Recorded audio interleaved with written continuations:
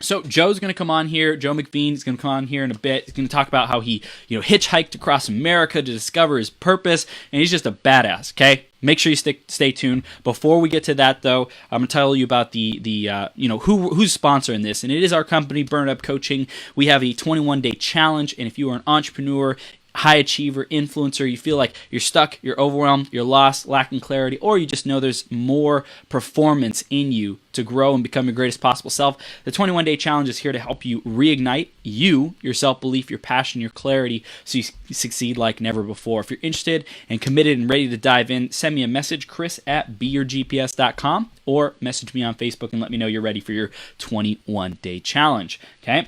Next up is going to be the iTunes review of the week, and this week it's by ASLD, and they say, such an uplifting energy. Chris shines so brightly. This is a man on a mission to spread love and authenticity. I'm in awe of his commitment to having fun, creating a life of fulfillment and abundance, and supporting others to do the same. Keep up the good work, Chris. The world needs you. Thank you so much. Appreciate you, and if you want to give us a review, go to beyourgps.com/iTunes or search Becoming Your Greatest Possible Self on the iTunes store and podcast store. You can find us there. Thanks so much. Appreciate your feedback. Now, I'm going to be introducing this guy. Make sure you have a pen and a paper handy because Joe McVeen is a powerhouse, and he's going to be sharing some unconventional, I would imagine, wisdom to help you really grow into your greatest possible self. Conventional, unconventional, what does it even matter? If it changes your life, freaking that's all that matters, and it will change your life. So stick around throughout this entire interview because one idea has the power to change your life forever. Let's introduce Joe and then bring him on the screen. We're going to rock the house. Joe McVeen is a visionary who believes life is too precious to not spend it doing what we love. After hitchhiking around the world to find his purpose, Joe left an engineering career and a startup valued at $500,000 to follow his passion for helping people build businesses around their purpose. He believes that the most important engines of positive change in the 21st century will not be the governments, not be the education systems, or even the United Nations, but purpose-driven entrepreneurs. Joe's mission is to help entrepreneurs learn the courage to be seen for who they really are and emerge as purpose-driven leaders by aligning with a compelling global vision and living a life of authenticity and trust. And we're blessed to have him here with us today. Joe, you ready to rock this, bro? Ready, buddy. We are live on Becoming Your Greatest Possible Self. Welcome to the show. Welcome. I love your shirt, man. Living on purpose, dude. This is going to be fire. I feel it. I feel it, man. Thanks for being here. I appreciate you, man. I tuned in at 11 a.m. today at Pacific time, and you were on fire then, and you're still on fire now, man. We're lit, bro. We're lit. I love it, man. So let's dive right into the theme of the day, which is take a stand, Joe. And what does this mean to you? How does that show up in your life? Yeah, I think each one of us are presented, especially as men, but as women too, in a very masculine society. We're presented with a situation where the easy thing to do is to fit into what other people do. It's to fit in with what the masses are doing. It's to fit in with what we're told to do. It's to go, for me, it was to go to college and impress my dad and get an engineering degree. Yeah. And that it just wasn't jiving with me. But then I was in this place where I was not sure why it wasn't jiving with me. Like, what? Am I just not part of the engineering lineage? Am I not smart enough? Well, my grades are good, because my grandpa and my dad. And so I'm in school and I'm studying for tests that are going to get me jobs that nobody likes, like nobody's really fulfilled in their cubicles. And then on the weekends, I'm supposed to drink to suppress how stupid it all is. And so I'm like, what in the world is all this about? And so for me, taking a stand then was like finding out, what do I intrinsically want? Starting with who am I really? Yeah. Who am I to begin with? And then from that place, like realizing, oh shit, it's on me to be seen for this new thing that I am, and just be seen for the creativity that comes through me, be seen for whatever happens in a video when it's not scripted. And trust that that's going to show up how it's supposed to show up. And so I think taking a stand, a lot of people think like they need to gain significance in the world. So they need to look out at something that's a problem and reach into that problem and be like, I'm going to take a stand to solve this problem. when it can possibly not be what they're uniquely suited for. It's not in alignment with their purpose and their sense of like just what they're crafted for. So I think taking a stand, ironically, I guess, starts when you're sitting, starts in like meditation and deep contemplation. And then whatever you find there, you stand up and you go into the world doing that thing. For me, it was a lot more complicated than that for me. Obviously, hitchhiking across America and everything, and doing a lot of hitchhiking around the world too. But so. Dude, we're gonna dive in though. I love that. I love that how you said sitting still. In that stillness, you really discover who you are, what's important to you, what resonates with you, what's the still small voice that calls you forth, that comes through, that says, "Hey, this is important. Hey, this is who you are. This is like your essence." Right? When you hear that intuition, we were talking about that. That's like what people, if people listen to that and tuned into their, that's like their higher self, their greatness, whatever you want to call it, God, source, universe, like that is the guidance, that is the compass. And if everyone was doing that, man, we would live in so much more of a happy, fulfilled, peaceful world, bro. Yeah, absolutely. Yeah. And I think most people, they see that and they would agree with you. And I definitely agree with you. What they don't see is the journey to realigning to that after having lived so many decades stacked up where you're not living your truth. That you could listen to in the silence. You keep suppressing that with all sorts of distractions, from sex to drugs to job you hate that you overwork at, to relationships with the wrong people. All sorts of stuff. People are like, I'm convicted that like humanity is scared of its greatness. And like most people, they say like they're scared of meditation because they don't know what to find there, and they say like they just don't like being alone, and so they occupy themselves with spending a lot of time with other people. But in truth, I think they're scared of the fact that meditation will change all of us if you actually just surrender into it. And that's what I'm so passionate about helping people to realize. It's like, if you start every day with surrendering, your life blossoms with beauty, man. Like you don't have to try so hard. In fact, Wayne Dyer is one of my greatest teachers, and he said it perfectly. He says, you don't have to do so much because you are being done. If you just move into life gracefully and peacefully, there's instructions that are given. Wow. Dude, I love it. And especially we both had this challenge of like buying the dream of going to college and getting the job and working for the rest of our lives.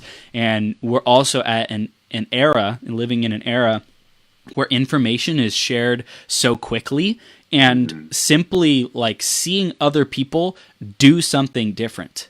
Like for me, I discovered network marketing right before I graduated, and I saw, I can be earning six figures in this different profession, have total time and money freedom in like a year. Like that's what some people were doing. Oh, sign me up, So it's like instantly my paradigm was broken open. And I think the people who are so like in the past, let's say even 20, 30 years ago, when they didn't have the internet and information being able to spread so fast, they were content being miserable, fitting into a box. But our generation now is like, fuck that. Like, no way. I'm not doing that for the rest of my life. You're so right. Yeah, that totally reminds me of an idea that I had a little while ago, that like 50 years ago, like you could only be so much weirder than the norm. Right. We can only be so much comfortable being authentic that is so much weirder than the norm. Right. Like for me, like even if I wanted to be totally hippie and stuff, like there's still an element of me that wants to fit in-ish and pull people from where they're comfortable, But like 50, 60 years ago, you wanted to move a little bit away from the norm. That doesn't mean being a shaman in middle America, like you're not just going to like pull out your freak flag and do that. Some people would, but nowadays, like we see that people are being accepted for however their authenticity shows up. And it gives us far more permission to move further on that spectrum, And so now what I'm so excited about with, like you're saying, social media, like we get access to a whole new idea of what truth can look like. And I think if you pay attention to like the progression of humanity, as soon as we started realizing that social media is more than just cat videos, like everything started to really blow up. And I think 10 years from now, 20 years from now, it's going to be an incredibly conscious, beautiful place. Yeah. Really. Yeah. Man, I'm so grateful to be riding the wave of like building a brand now, because I think Exactly. in like 10 years, it'll be super challenging even more to like stand out. But there's like this perfect time where people are Yeah. able to be leaders and cultivate themselves as leaders by starting the journey of like documentation, sharing, hey, here's what I did, here's what I'm doing, learn from me, learn with me, let's grow together Hmm. kind of thing. And in the future, like I think it'll be even more difficult to stand out. Not that it'll be impossible, but and not to say that's like actually the point of it all. Like, hey, Sure. listen to me. But it's what a time to be alive that we can have this kind of impact in people's lives and develop ourselves as teachers, as leaders, as people whose message impacts people for ripples and ripples and Mm. generations to come. Yeah, I call that exact concept letting your purpose go viral. I think it's Mm. such a beautiful concept. And Mm. you're so right, man, because it's like we got to think of purpose is not a thing bound to three dimensions, Mm. and and thereby not bound to time either. Right. Not bound to anything that is constricted like that. Purpose is really an energy. It's a love. It's living in spirit kind of Mm. feeling. And so what you're doing is you're letting your purpose go viral in both directions, because as you step into your truth, you're like healing all of the past generations of people that ignored their dreams. Wow. And you're also creating a ripple effect into the future of everybody who's going to follow your example. Wow. And so it's like in both ways. When you let purpose go viral, it's not just the amount of shared videos you have. Mm. And I've actually never shared this before. Really, thank you for creating the space for this to come through. But it's beautiful, man. Mm. It's something that we can really leave a legacy on, like spread across the universe and space and time itself. And I know that sounds very fairy and nuts, but like that's the level that I get excited about. Love Like, it, man, yeah. we're transforming human consciousness. I love it, man. Evolution, growth, impact, dude. This is speaking our language, Joe. So tell us a little bit more about the coaching work that you do and the speaking. What your clients come to you for specifically.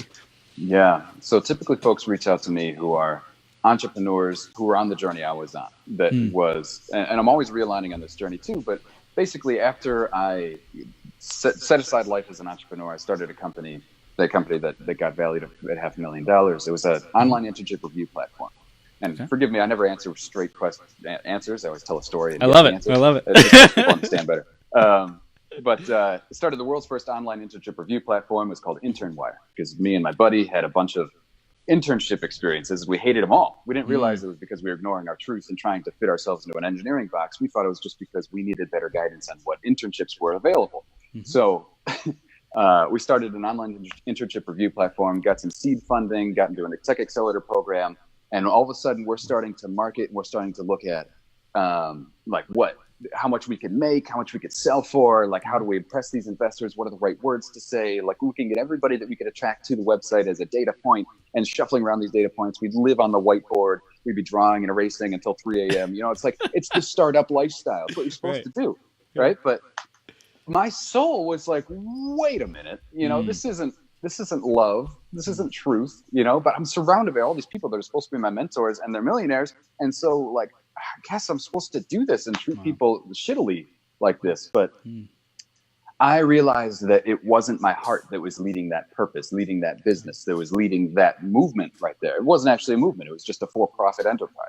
Yeah. And so I made the tough call with a buddy of mine, and actually just made a video a little while ago called The Worst Day of My Life. It reached like 12,000 folks. It was a very powerful day for me. Wow. When I realized that like, this is not the direction of my truth, the direction of my purpose. This is just a phony thing to make money. And my soul is dying in the process. And if I don't let my soul be seen and like actually do what lights my heart up, and thereby lights other people's hearts up vicariously through what I do, then I'm going to, just live a life I hate. Then I can only ever teach people to live a life they hate. And that's not like, that doesn't seem like a system worth perpetuating. So before we go any further, why was it the worst day of your life? Yeah, man. So I had a conversation with a buddy of mine where we finally were like, let's cut the bullshit. Let's stop looking at numbers and forecasts. And let me just tell you exactly how I feel.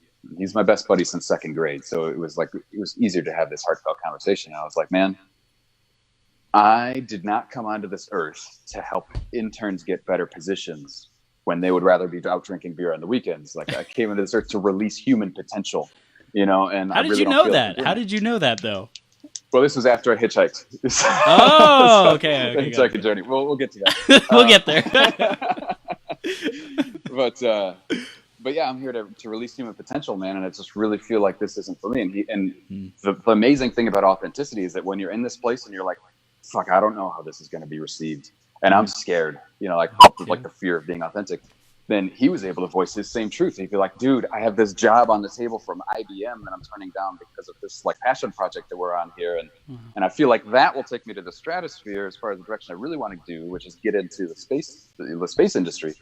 And so we had this heartfelt conversation. We're like, all right, shit. So we led a team of about 8 at the time, and I was the chief operating officer. So it was my job to call one at a time each one of these folks and be like, listen, this vision that you thought you were going to be part of, all the millions that you thought you were going to make, and all of the blood, sweat, and tears and 2 a.m.s that you've been part of for 2 years or more now, like, it's no longer going to be what's going to happen. And so like we had all those conversations all condensed into one afternoon, and then it was raining, and it was Columbus, Ohio, and it was fall. So it was like cold and rainy outside. I walked outside and I was walking to my car, and I was finishing up one of the conversations in a residual text message, and didn't pay attention to a parking gate that had come down right in front of me to get into the parking garage where I parked. And it clocked me in my forehead, giving me a concussion. And so now I'm bleeding from my head.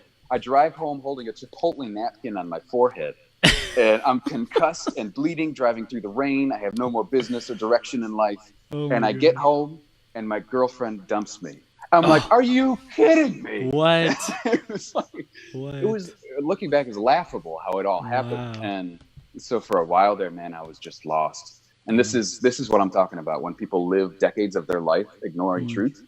Because like the process of paying attention to truth, when you don't have a loving mentor that's like helping you through the journey, the process of ignoring truth, of realigning to truth is messy, you know? And so I bartended for a while. I just like walked in the park, just listening to music and Les Brown for days, just trying to get some clarity. And it wasn't fast, but eventually I did get clarity and realized that I'm here to just spread my message and let my voice be heard and become an inspirational speaker. And so that's what it did. Damn, that's incredible, man. That's so powerful. So I want to like put the pieces of this story together. So you went to college, right? And you got your engineering degree, and right, you got your degree, or did you? Yeah, yep. Okay, so and then when did you start to do the hitchhiking? Yeah, so I went to college, and I guess it really started when I got an email about a program called the Green Program. It was Global Renewable Energy Education Network. And so I flew to Costa Rica for spring break and had this transformational experience. I could get lost telling a story about that, but then I'm like, oh my God, I got to do travel. So when I got back, I like worked at an oil refinery because I had an engineering degree, so like I could get paid well as an intern. So I worked at an oil refinery, made $30 an hour, and just saved up all the cash for a down payment on sailing around the world with a program called Semester at Sea. And so I was sailing around the world, and all these ports, they would just drop us off, and then I would just hitchhike with a couple of my buddies through India and Burma and 13 different countries all over the world. It's life-changing, absolutely life-changing experience. Damn. And then I finally get back, so left west from San Diego and then arrived from the east in Cleveland. And I got back and I realized, man, I've seen the whole world and hitchhiked around the world, but I've never seen America. So I started getting really curious, and then I did the whole hitchhiking journey. And then by then I was just curious. I was following like this little like, what if I did that? Would that feel better than a lab report? Would that feel better than electronics lab? Would that feel better than these jobs that feel so dead? And every time that I explored what this little voice said to do, it did. My soul was lit up. And so I was like, I want to live this way, feeling this good. So I just kept committing to the next thing. And I feel like I always say that purpose, when you're following your purpose, it's like wind surfing or kite surfing through life. You know, like I don't like consciously do things anymore. Like my beautiful girlfriend just tells me we're going to this party, and then I go to this party and I meet you, and you're like, we're being on this interview, and they're like, that's like just how my life is. Like things just show up, you know. So yeah, man. So I came back, and then I decided to hitchhike across America, and then by then I was convicted that I wasn't going to be an engineer. So then a year later I graduated and turned down all my job offers, to start Intern Wire. And then for 2 years later, pulled the plug on that and really started committing to making videos. And that was about 2 or 3 years ago. Wow. That's incredible, man. Incredible. Since starting your coaching and speaking career, like what would you say have been some of the biggest growth opportunities for you and things that you learned about yourself? Man. Yeah, I think the biggest one was when I started the journey, I didn't realize the power of storytelling. And I also didn't realize the power of authenticity. I was like, I've just been meditating and I've been listening to all these spiritual teachers and reading all these books. I've been to more seminars than I can count. I've had all these travel experiences. So now I know everything. And I'll just like thou shalt the world through Facebook Live. And eventually I'll be an inspirational speaker. And I was like, what? It wasn't like reaching anybody. And I was like, wait a minute, I'm so passionate about this.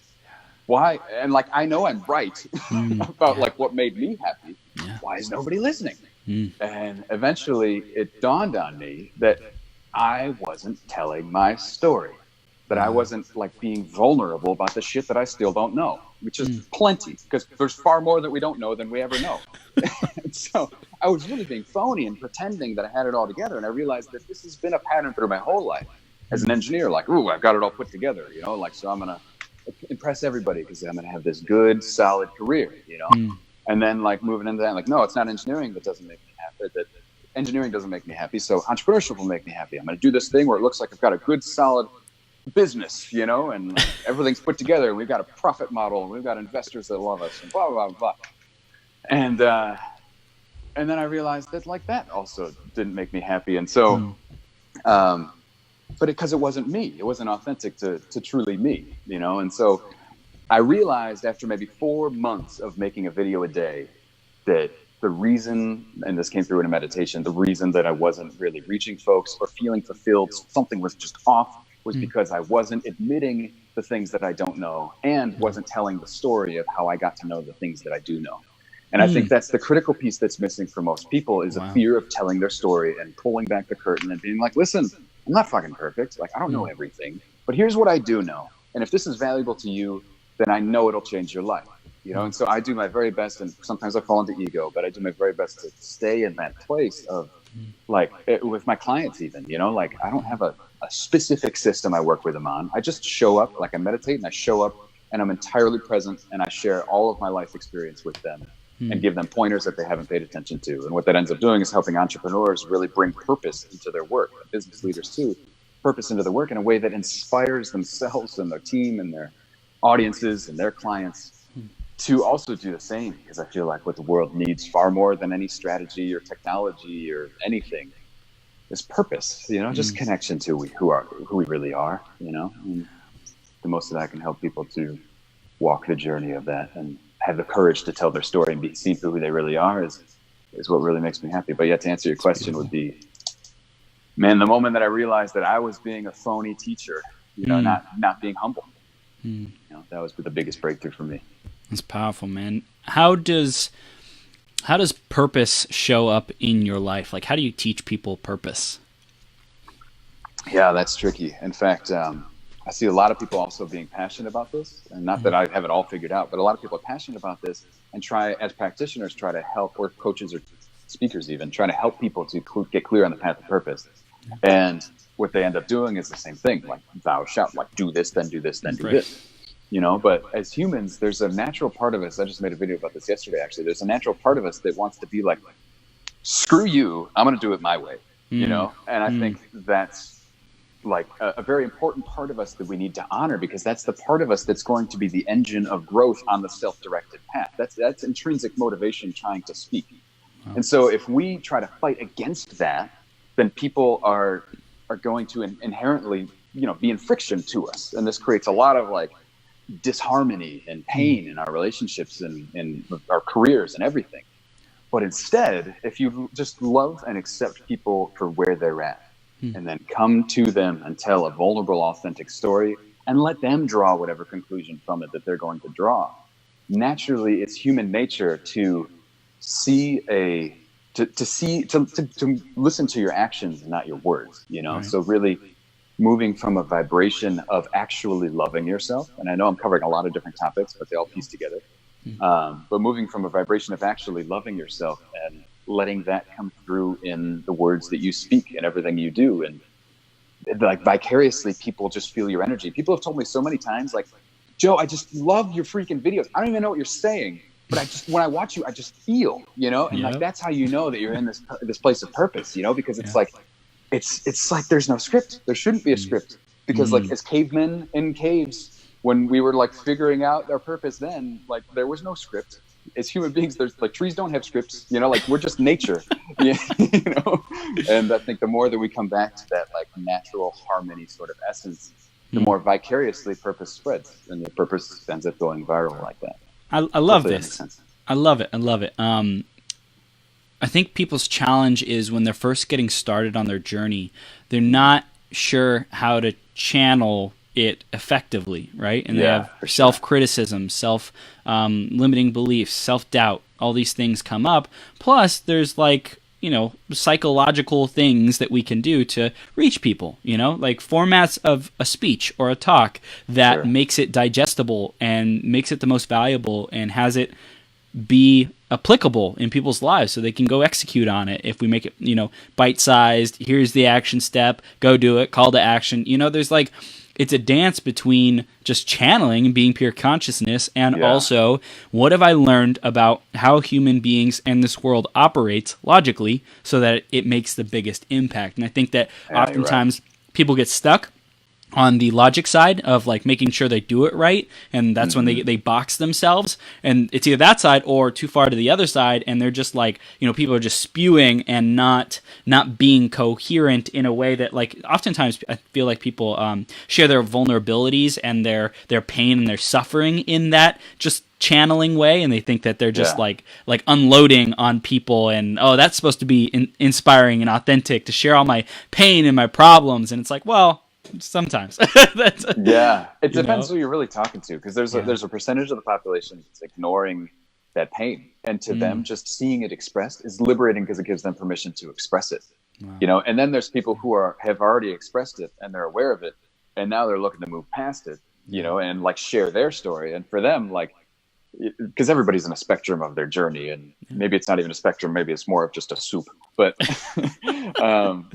like, so I guess again, maybe like thinking about like which way to apply it is still a strategy, so I guess it comes back to like authenticity, and over time you get accustomed to all these different tools, and in fact I like to remind people when they get stuck exactly with what you're talking about, that like the English language is a tool. Like my legs are a tool, everything's a tool. So like the fact that we have a structure of like how to write a blog post, or a structure of like how to frame a speech and have a powerful call to action, or like a structure of how to give a TED talk, like the fact that there are structures there, I don't think should scare us. I think as long as we're conscious, like you said, of like bringing our real heart and our real story into it, and being honest with ourselves if that structure doesn't serve us, like, so this comes back to really don't have an opinion about anything unless you have personal experience in it, which has been a powerful lesson for me, for most of my life. Really, it started when I like tried out a fraternity, because my whole life I've been told that fraternities were evil. They're just about banging chicks and drinking too much, and I'm like, I don't actually know anything about fraternities, and some of my friends are in one, so I joined one for a semester just so that I could know. And I promised myself then that I would never have an opinion that wasn't rooted in my own experience.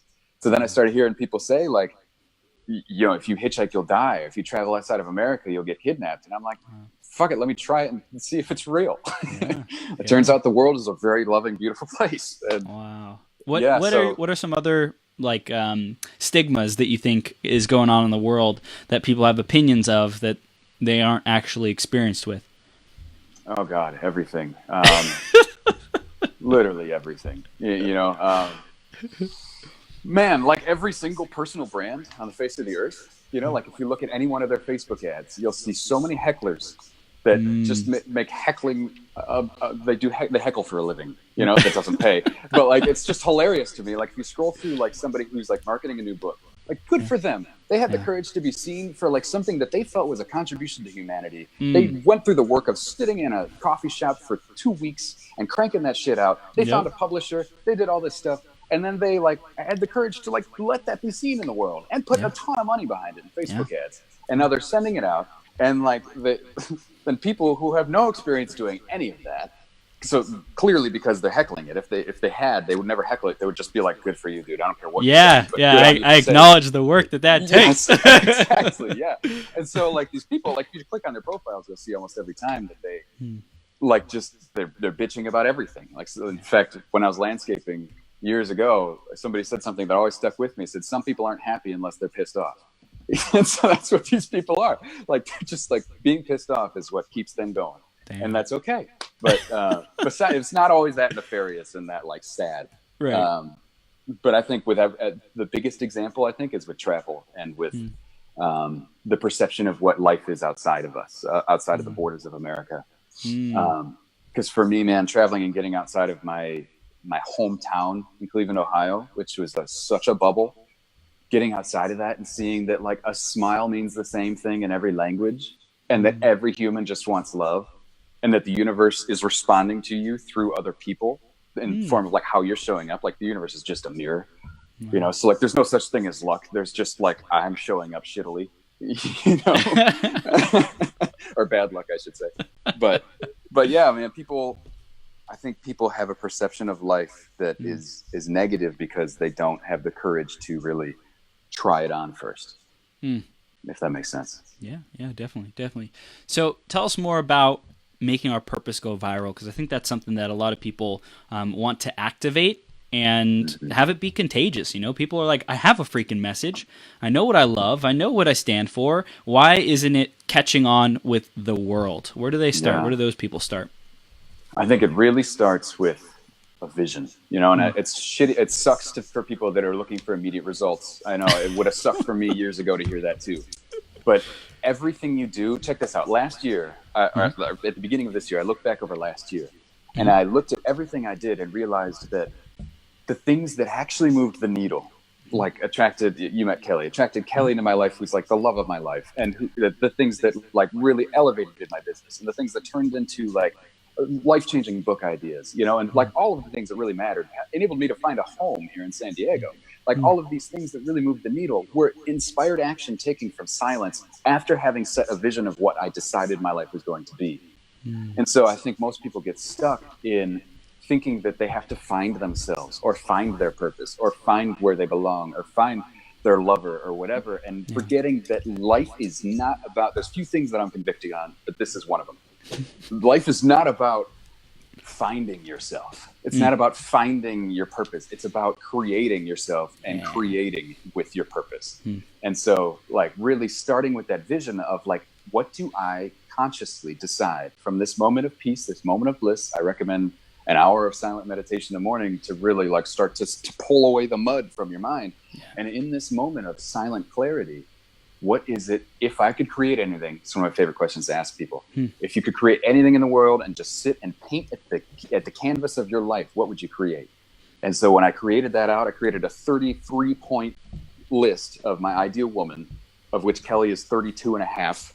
And, and then I created like exactly what I want my life to be. And as soon as I did that, things started really to pull me into that. That's when I started getting into this place where, like I said, kite surfing along with my purpose. And so purpose doesn't really go viral until you get quiet, I think. And by go viral, I mean really reach people in a way that changes their life forever. And so you really have to start, I guess that's the first step, is set the vision. The second step is to like really start measuring success in terms of how many people you impact deeply, because those people become your raving fans. Those people become the people that you can count on. Those people become like the early adopters for new programs and new testing things. This is like in the entrepreneurial sense.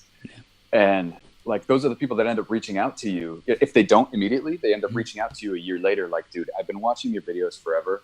I'm sorry, I haven't reached out because I like, you know, things were weird and I was kind of nervous and I kind of had some weird stuff coming up when I would listen to you, but I still listen. And now I just want to thank you because you changed my life. And one person even said, I'm alive now because of you, because you helped me see a meaning to live. And like, man, that to me is a ripple effect forever. And so when I say go viral, I encourage people to look far greater than social media at the impact in the human ecosystem of like saving one life means if you cast that out through generations, like you saved 2,000 people in the year 2,200. You know, like your purpose going viral is much bigger than just what happens now and what's your conversion rate and all that stuff. That takes care of itself when you're operating from vision. You know what I mean? So practically, that's what it kind of looks like. But practically, what I would encourage everybody watching to do is to like set aside time, get very quiet, and just write out. Like, even if you've done it before, do it again. I do it all the time. Write out what your highest vision for your life is if you didn't have to be realistic. And then sit in silence and just play with whatever name you like to give the invisible force, if it's universe or God or spirit, whatever. You just like sit once your mind is clear and you just say, how can I make this happen? Or how can we make this happen? Or whatever phrase comes up for you. But then you get inspired ideas that then guide you on life. And then that takes away all pressure of having to do it right. Yeah. Because all you do is just commit. It takes commitment and discipline. And it's fucking hard once you get out of that meditation. So I don't want to make it sound like it's this airy-fairy or anything. But you have clarity and you have direction, you know? And so letting your purpose go viral is really about like just getting quiet, getting your instructions, and then just being a truth warrior the rest of the day, implementing that and bringing it to the world. I love that. Truth warrior, just like standing in your truth, so like whatever is the value, the vision that you want to bring forth into the world. Like you'll have moment by moment choices to say, what do you stand for? Well, here's another opportunity. What do you stand for? How are you going to respond to this? How are you going to respond to this? So I really love that. And something else that you were saying about how, you know, people would reach out after, you know, it's been a year. I've been watching your videos, your content and stuff, and, you know, things have been weird, whatever, but I just wanted to reach out because, you know, I felt like it was the right time or whatever. I feel like something that might happen when you're sitting in that silence, when you're sitting in the stillness, you're clearing away the mud, the fear, the doubt, the limiting beliefs, the distractions, the chaotic energy and the low vibrational energy, low frequency. And then you let go of that and you step back into like total alignment, super high vibration. And it's that super high vibration that attracts not only people and clients, right? Like, so here's another awesome reason to do this. Like you stepping into that vibration you'll be a magnet to the people who are wanting your services because you're crystal clear. You're pure joy, pure love, pure like purpose energy. And the people who are supposed to be lined up with that, because you're so clear, you're such a clear channel, they will be fucking magnetized to it. They are like hardcore, you know, you're putting out a tractor beam to those people, but not just the people and the clients, but also the circumstances in the events and the things that will make life go your way. So, you know, for anyone who's listening or watching, if you feel like life is difficult, you've been struggling, you've been challenged and like maybe even lacking clarity or feel like you have clarity but things aren't working out for you, I think that, Joe, what you're saying right now is like one of the most like powerful catalysts for people to cut through the bullshit and start making the progress that they really, really want in life and having things go their way, you know, more often and have it start to be more fun. Have it start to be like, hey, you're just standing in your truth 24/7, or at least that's the goal. That's the vision. That's the possibility. And what happens when you're doing that? Well, life's a whole lot more fun, adventure, good people that you're around, and it just unfolds amazingly. Absolutely. You nailed it. Yeah, you absolutely nailed it. It's good to hear that somebody else is able to also articulate it. Yes. I feel alone because, you know, sometimes there's a personal development world out there that's all about, it's action heavy, you know, and there's a lot of people that are like stuck in the matrix and they're just like not taking action. So that heavy masculine energy does reach them well. But what I see is like, that can only take you so far. So like you're in the mud of life, stuck in the matrix, and then you listen to a shitload of Les Brown or Tony Robbins like I did, or you probably did too, you know, and then that gets you up to like a personally empowered thing. Check this out. This is awesome. And so you like go on the personal development journey, you know, and you get about this high. I was listening to a live presentation in San Diego here a couple of weeks ago. And it was put on by Conscious Capitalism, and the event or the presenter was saying how I used to be really into personal development until I started my spiritual journey and realized there is no person and there's nothing to develop. And he was giving a presentation on how like executives can implement purpose, the blueprints of purpose. I forget exactly the title of the talk, but like until you like surrender, until you learn that like you surrender, and just like a tree is part of the forest and an extension of life itself, you know, you are a just a person that is part of the human ecosystem and also an extension of life itself. And however you want to frame that some people like to say they're a child of God, or however you like to explain that story. Just knowing that you're part of it, not it alone. It makes you, as Alan Watts would say, no longer alone and afraid in a world you never made, but like you really start to, there's a power in letting go of your power. It's really ridiculous because like, you know that you have the infinite potential of the universe at your disposal. All you got to do is just put your phone in airplane mode and set a timer. Get out of the way. That's right. Yeah. And I think that's what the leaders of our world currently are kind of crafted in this personal development mindset that burns a little too hot, I think. And there's not room for enough love into it. It doesn't reach women as well. And we're definitely in an age where women are looking to be empowered and respected for the creative love and beauty that they can bring, and only they can bring, because like they see things that men just can't see. Yep. And it never ceases to amaze me, but it's always true. But really, it's like, how do we empower feminine by pummeling it with masculine? We don't. We honor it by just supporting it, and giving space and surrendering. And I wish there was more of a strategy to it, but like that, I think that might be the only strategy that I think, for me, at least in my journey, is worth heeding to. Does that make sense? Yeah. And so, Joe, I think one of the challenges that a lot of people might come up with, I know we were talking about this before, like doing an hour of meditation a day, like what are some typical blocks that people might express in committing to something like that, and how can they transcend those? Yeah, a common one, well, the number one thing that you're going to hear all the time and that people are probably thinking is time. How do you have time to do that? And I guess the only way to get around that is to create the time, however that works for you. So for me, I never schedule a call with anybody for anything before 11 a.m. And I know that's a little bit drastic, but I know that like, if I'm not creating from a place of like just relaying the truths of the universe as they come through me, and if that sounds too hippie, then like, if I'm not connected to myself, might be a better way to explain it, then I'm not going to do anybody just a service if I show up on a client call with them, or if I go speak, or if I get on a podcast. If I have like no sense of like what my real message is, and if I'm just like setting my purpose aside, like I did for a lot of my journey, so like I knew that leads to unfulfillment in me, but that also accidentally leads to unconsciousness in the world. And I think this is a side tangent, so I'm only going to say one thing on it, but I think that's why a lot of like leaders who weren't totally connected to themselves were powerful and empowered, but they created calamities. Like Hitler is such a great case study. Obviously, he did freaking horrible things, but he was very effective, and he was powerful, and he was compelling.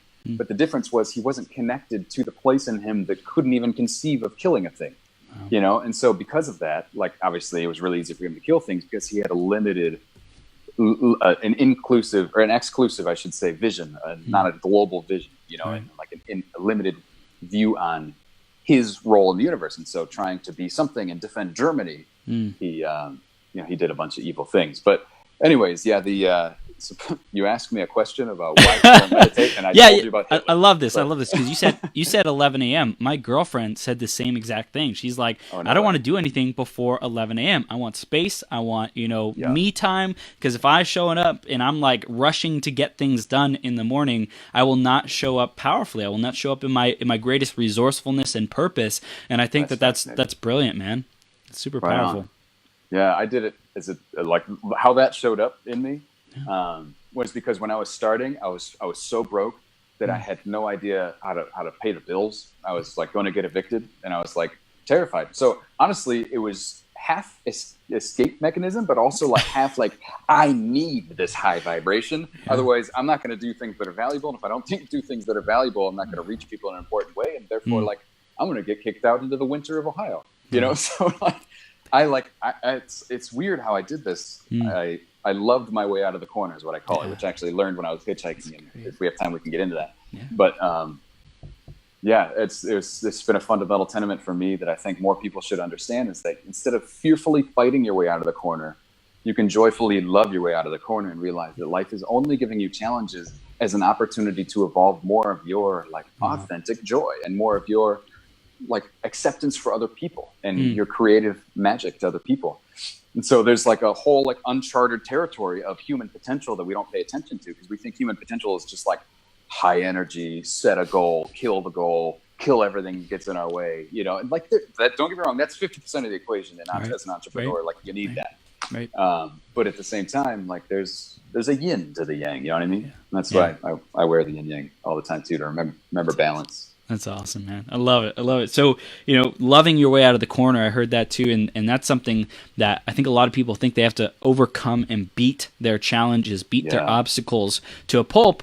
But really, it's like life's opportunity to say, hey, how do you want to respond? In what vibration do you want to respond to this circumstance that's not even like something real, a real problem? It's just what is so. And people's interpretation of it determines how they respond to it. And most likely, they're going to respond to it with their past conditioning, whatever that has been. And a lot of times that's to fight through it, in fear and scarcity and survival. But for people who are hearing this message right now, you probably know that, hey, there's a better way to do things. There's a more enlightened way to do things. There's not having to like fight and resist, but rather how can you love your way and embrace the problem, embrace the challenge, the growth opportunity, whatever you want to call it, and embrace it and love it so that you can transmute it into progress, transmute it into fuel, transmute it into meaning that causes you to grow to the direction that you want to go, your purpose, transmute it into fuel for your purpose. Yeah, totally. That's absolutely right. Yeah. And I forget where we were before we got into that, but that's gold. Challenges for people to do the meditation. To meditate. We talked about time. Time's one of those obstacles, but also this is a way to see it is to love your way out of the corner. You know, if you're in a corner in terms of time scarcity or not feeling like you're powerful enough or in control, quote unquote, enough of your schedule, how are you going to show up with love and possibility to transcend that? Yeah. Absolutely. Yeah. And the time thing, the place where I have a lot of sympathy is for parents, especially new parents. And so I'm not a parent myself. And honestly, I don't have an exact tried and true, like this is going to work for you sort of system. I'm just here to say, like, if you're always in response to your surroundings, you know, even if it's a really good excuse because your kid is hungry and needs to be fed, if you're always in response to your surroundings, just recognizing that and paying attention to the fact that is keeping you away from clarity and fulfillment, you know, I think that is the first step towards being like, okay, how can I create a situation where I do have space and time? And that might look like a babysitter, that might look like getting an assistant for things, that might look like getting a chef, that might look like calling on friends or aunts or uncles or grandparents more often to take care of the kids. But that's also true as for anybody, not just parenting, but anybody who has a lot of responsibility. So as your responsibility grows, the more it feels like as soon as you wake up, you got to put out fires. Yeah. And this is like a very, I don't want to say dangerous, but it's something to pay attention to because the fires aren't real. It's still like, I think of everything as like a holographic reality. Yeah. Life is just giving each one of us a hologram. It's a video game, you know? And so when you think that you like now have a good excuse to be stressed, it's just another level of the video game. You know, like there are no good excuses to be stressed out. There just aren't. And you know, people think that like, oh, because I have a big business now, like now I wake up in the morning and I get significance by being like totally freaking stressed out. But you're not going to serve anybody from that place, you know? And so like, how do you find the time to meditate? Just realize that everything you're doing, you're slowly applying cancer to everything you do. If you don't move from a place of peace and joy. You know, and so that can show up as like setting the seeds for lack of creativity in your business. That can show up as like being angry and accidentally snapping at your kid and setting up all sorts of dysfunction in the way they perceive life so that they have to go to personal development seminars in 20 years, you know, because we all get screwed up in childhood. Yep. And, you know, it shows up in many ways, but I think none of us actually have the time. We create the time, you know, so other barriers to meditation would be what I talked about before, which is like you're scared, you know, so you people will distract themselves thinking that other things are more important. Like I've got the time to meditate. They schedule in the time to meditate and then they just don't, you know, because like what's really happening is like the meditation is going to change their life. And on some level they know that and they're scared of change. And that, I can remind them, you know, people like us can remind them and send messages to like, listen, your life's going to be insane until you meditate. In fact, I think that's an Osho quote that like everything in life besides meditation is insanity or something like that. That's awesome. That's so cool. Yeah, but I mean, we can remind them, but ultimately life is the greatest reminder because it's going to keep tickling you with a feather until it has to slam you with a brick. And if you still don't listen, run you over with a truck, you know, but silence is really a way to just move gracefully through that, I think, instead. Amen. Amen, Joe. So, dude, this is freaking powerful. And if there had to be any final pieces of wisdom you want our audience to get and implement from this interview, what would those be?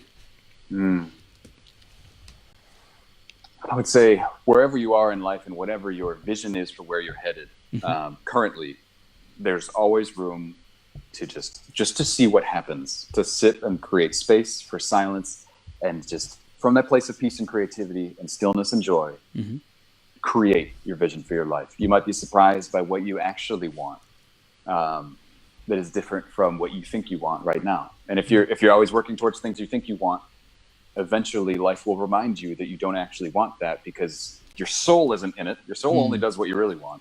And when your soul's not in things, you know, they don't work because they're not supposed to work, because life like only wants survival of the loveliest or something like that, you know. And the highest vibrations persist and persevere. Exactly. Like there's no tree that's out there trying to be a shrub, you know. So like get out in nature and pay attention to how like it does it, and then like just try to embody that same sort of harmony and moving from peace and stillness. And I'm not about doing that all day. The rest of the day, definitely take massive action, maybe bringing that to the world. But create the space for stillness. If it were to be one thing, create the space for stillness in your life and see what happens when you co-create with the force that cradles you. Heck yeah, man. This is awesome. Joe, how can people stay connected? They're loving this interview. They want to dive more into their authentic leadership. They want to dive more into the philosophy that you're bringing here of love, of truly being convicted, of living your purpose, you know, like viral purpose. How do they do that? How do they stay connected with you, man? Absolutely. I'd say the best way would be to check out joemcveen.com. Okay. And there's an email list you can sign up for, and I've got all sorts of blog posts and ideas that I send through there. On a drip sort of way, but you can also read my story and kind of see where I came from. Because I really have a hard time explaining my whole story because I've been around the world twice, hitchhiked across America twice, and like it's just there's a lot to it. But but if you're at all interested in all of this, it's not as simple as like a dude who walked up and sat down and meditated one day. Like there's a lot that came into it, and I think all of the micro stories really help people put the puzzle pieces together. But yeah, so that would be the way from like a holistic perspective of like, who is this Joe guy? But if you're really craving like the next level experience, there's an event that I'm putting on called the Viral Purpose Mastermind. And that's going to be in a big old mansion in Del Mar that it's going to be a collection. Oh, that's where you're at, right? Yep, I'm in Del Mar. Right on. Yeah, it's going to be a collection of purpose-driven entrepreneurs and really exploring like this way to allow truth to guide us into our business, and then take that and magnify it. So I actually have like a full-time videography team there for the 3-day retreat, recording all of the high vibe magic that comes through. Outcome being having every purpose-driven entrepreneur there, not just solidify their brand, but spread it into the world through viral video and really make a magnificent impact, letting purpose go viral. But that'll be an amazing, immersive experience at viralpurposemastermind.com. I'm super excited about that. It's been something that actually just sprouted in me 3 days ago. I'm like, it's time. It's like it's time. You know, there's already so many people that are excited about coming, and like we're gonna have amazing guest presenters there. One fellow that actually consults countries on purpose. Like he was hired by the country of Colombia to like figure out how to like define their purpose to like market themselves to the rest of the world after the civil war they've had. Like consults with the UN on purpose too. Unbelievable sort of people that just kind of get attracted to a message and a mission that comes from a real place. You know what I mean? Damn, that's powerful, man. And it's like that came to you because of your willingness to just be still. You know, like your willingness to receive and let it channel through you. Yep. Yeah, I wish I could take credit, but I don't know where ideas come from. But all I know is that it's my journey to be the truth warrior, bringing it to the world. Truth warrior. I love it. I love it. So awesome. Joe, dude, I love what you're doing, man. I'm stoked to see your journey unfold, just your evolution. And, this has been an incredible conversation. And I love who you're being. And everyone who's listening, watching, definitely stay connected with Joe. Big things coming, like world-changing purpose, virally going around the world and impacting millions and billions of people from this guy because of who he is. And Joe, dude, thank you for coming on and just bringing your experience and like such radical stuff, so much adventure, so much like spontaneity and also trusting and following your heart and your purpose. It's really beautiful, man. So thank you for sharing your journey with us.